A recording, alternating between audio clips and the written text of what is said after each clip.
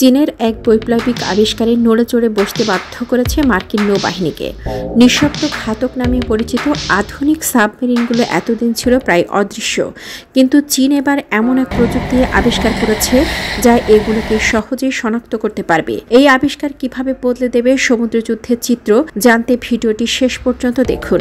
আধুনিক সামরিক কৌশলে সাবমেরিন অত্যন্ত গুরুত্বপূর্ণ, বিশেষ করে নিঃশব্দ ঘাতক সাবমেরিন।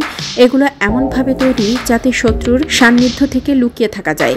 মার্কিন যুক্তরাষ্ট্র, রাশিয়া ও চীনের মতো দেশগুলো এ ধরনের অত্যাধুনিক সাবমেরিন ব্যবহার করে, কিন্তু এতদিন এসব সাবমেরিনকে খুঁজে পাওয়া ছিল প্রায় অসম্ভব। চীনের গবেষকরা দাবি করেছেন তারা নতুন কোয়ান্টাম ও এআই ভিত্তিক প্রযুক্তি তৈরি করেছেন যা এসব নিঃশব্দ ঘাতক সাবমেরিন শনাক্ত করতে পারবে।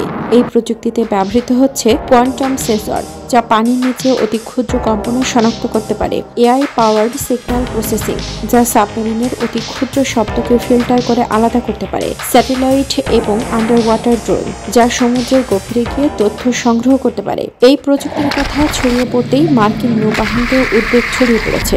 বিশেষজ্ঞদের মতে, যদি চীনের দাবি সত্যি হয় তাহলে মার্কিন স্টেলথ সাবমেরিনের গোপনীয়তা পুরোপুরি ধ্বংস হয়ে যাবে। এর ফলে চীন সামরিক ক্ষেত্রে এক বিশাল কৌশলগত সুবিধা পাবে। চীন ও আমেরিকার মধ্যে সামরিক প্রতিযোগিতা নতুন নয়, কিন্তু এই আবিষ্কার দক্ষিণ চীন সাগর ও প্যাসিফিক অঞ্চলে উত্তেজনা আরও বাড়িয়ে তুলতে পারে। বিশ্ব রাজনীতির মোড় কোন দিকে যাবে সেটা এখন সময়ই বলে দেবে।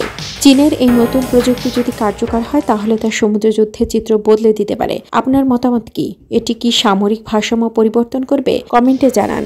আর এমন তথ্যপূর্ণ ভিডিও পেতে কম্পাস নিউজে সাবস্ক্রাইব করুন। ধন্যবাদ।